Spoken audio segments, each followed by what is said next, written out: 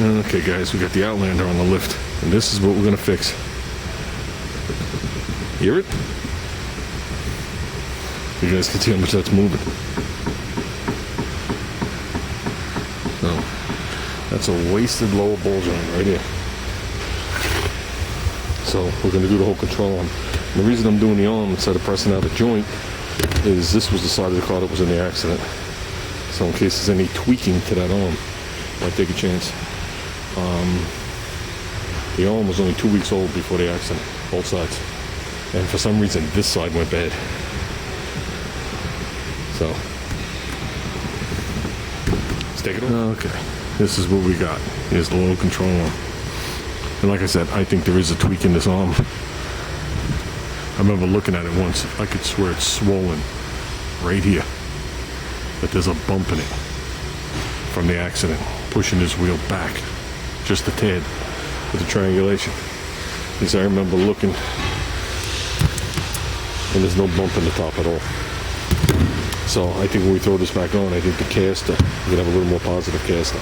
So let's get this thing out because it is a pain in the ass. You got 3 bolts. I think this is the pain in the ass bolt if I'm not mistaken. The one here, here's the ball joint that's wasted. You know, it's hard to pick up. This, you just take the bolt out, you spread this, and it slides off the ball joint. Okay, you take off your end link at the bottom, you can leave it hooked to the stabilizer bar. This is a bolt through the cross member, okay, this way. And then this is a bolt through the cross member that way. And I don't remember why it was a pain in the ass. Maybe it was the other side. But I remember when I did these, one of them was a pain in the ass for one reason. I just don't remember why. So, yeah, I don't remember why. Oh, this bolt doesn't come out without hitting the tranny. That's what it is. See it? Motherfuckers. But what we did do the other day was, I did a caliper on this side, machined the rotors, obviously new pads, because this caliper, the piston actually locked on it. So that worked out well. Okay, ready. Okay, we got this bolt out. We got the tranny jacked up just a little bit. Got the stabilizer link out. Okay, here's the ball joint, which is wasted. We found out why. See the tear in it? That probably happened when the accident happened and the strut was pegged back. But this thing is scary wasted. You got this partly pried out, so it should just come out. There you go. As long as this one matches. Now you see the bulbs difference? Oh, she's bent. We're lined up here, even that's pushing the shit. We're lined up here down the sides and this way.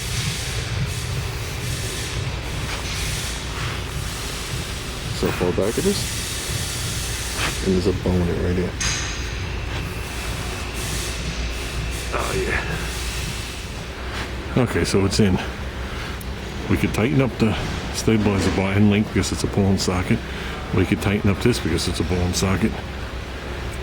We could tighten up this because of the way the load is. But this one right here, all I did was make it touch. Okay, and when I have this thing down on the alignment machine, I'll tighten this up. So it's at normal ride height and the bushings aren't stressed. And that should be it. Doesn't move now. So we gotta go do wheel alignment. Can't be close. Okay, so we're evacuating and recharging. It says I'm supposed to have 1.3 pounds in here. I pulled out 1.7. So I have an extra half a pound in here for some reason. So we've already pulled it out. Now we're just drawing it down. We're vacuuming it out, if you want to word it like that. First is recover vacuum, and then you charge it. But here's the controller with the boot off. There's still grease in there, but let me get it to stop rocking. That was bad. And you don't even know if it's in the right position. Doesn't appear to be bent. Because it would wobble. But then you get in the right position, this fucking rocks. And wobbles. So